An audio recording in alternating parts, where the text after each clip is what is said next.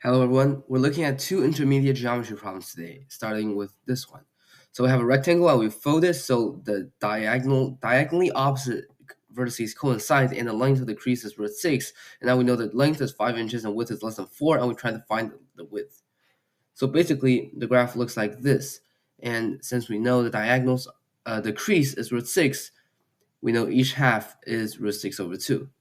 And also, just to clarify, we only know the crease looks like this because in order for the diagonally opposite vertices to coincide, the crease has to be a perpendicular bisector of the diagonal that connects the two vertices that coincide after the fold.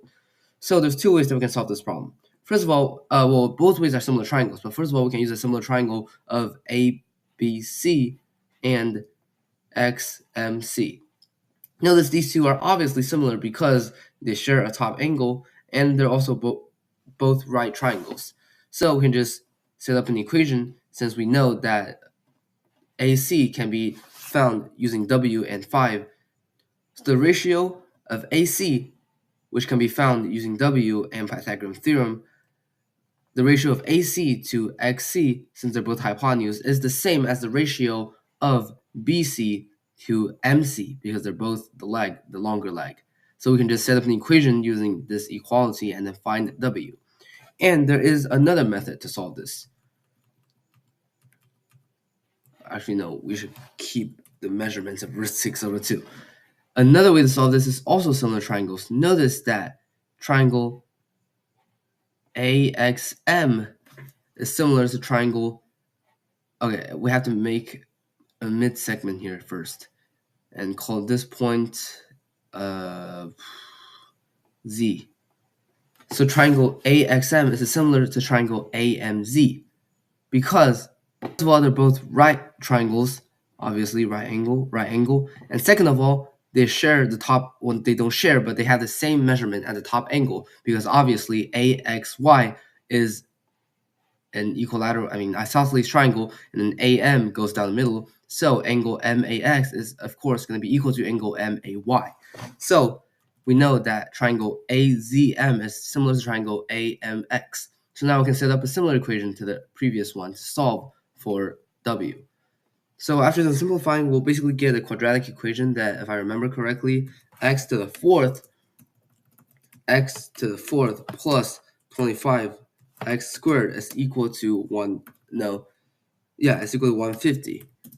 After we set up the equation and then multiply and then square both sides to get rid of the square root, we'll end up with an x fourth. However, we can actually easily solve this by just letting y equals x squared. So now we basically have y squared plus 25y minus 150 is equal to 0. And then we solve for y being either 5 or negative 30, and x is just square root of 5 or square root of negative 30, which the second one is obviously imaginary, so the answer is square root of 5.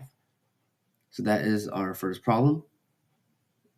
All right, and let's take a look at the second one, which is from the same AHSME contest. This time is the 36th problem, the one right after the previous one. And I would actually say this one is a bit even more interesting than the last one. So let's take a look. So we have straight lines OA and OB, both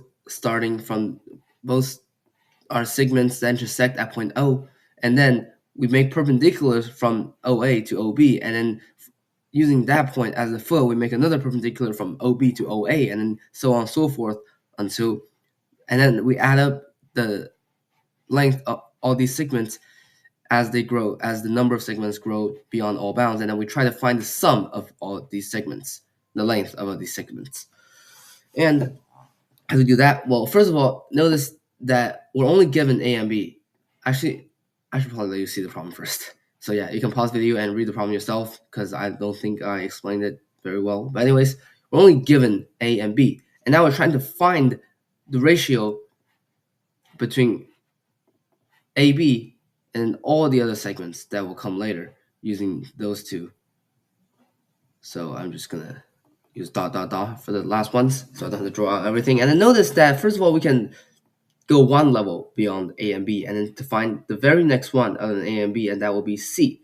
So what is C?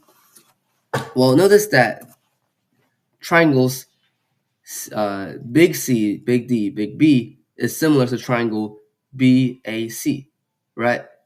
Because well, they are both right triangles, obviously, and then they also have those two as vertical angles. No, actually, same side interior angle. What is it called? Okay, you get the idea. I think it's same side interior or whatever the term is. But yeah, they're the same angle. So obviously those two are similar triangles. So then we can just make a equality which is B over C is equal to A over B. And a little bit of moving around, we get C is equal to A. Wait, no. Over B squared. Is that right? A over B is equal to B over C. Oh no, never mind. Sorry, my algebra is bad. B squared over A is equal to C. And then notice that now we basically have an exact same scenario, except this time we can get rid of A. And then we just consider B as the new A, and then C as the new B. And then we plug in the exact same equation because we know the ratio, so now we can like name this one D. We know D is just going to be C squared over B. And C squared over B, so substituting C for B squared over A, we get that D is just going to be B to the third over A squared. And then we repeat the process, so on and so forth. We get B to the fourth over A to the third, another one B to the fifth over A to the fourth, and so on and so forth. So every single time we multiply by B over A. So notice that this is just a summation of an infinite geometric sequence, starting with the first term equals A, and the ratio is equal to A over B. B over A. I'm dumb. Okay. Now, how do we find the sum of an infinite geometric sequence? Well, using the formula A over 1 minus R, in which, in this case, A is just A, and then R is B over A. So A over 1 minus B over A, eventually we get A squared over A minus B, which corresponds to the answer choice E. Yep, it's E. Okay. So I think, yeah, both these problems are pretty fun, especially the second one involving the infinite geometric sequence, and it's not even that difficult because the similar triangle is pretty easy to find. And then we just kind of like, because after the first level, to realize that this thing can just keep going, you basically what you have to do is kind of rotate this graph, but I don't know if the editor actually allows me to do that in this. Nope, it doesn't. Anyways, we kind of like rotate the graph and then substitute B for the new A and then C for the new B, and then we use that to find length of D and then E and so on and so forth until we discover that it's an infinite geometric sequence. So yeah, that's it for the video today, and thank you for watching. And also, I feel like I should start doing like a grind report like I did for the musical series, so I'm just gonna go ahead and put it right here. Today's a weekend, so I finally actually got some math down, and I'm starting to finalize what the style of this playlist of YouTube video playlist is going to be.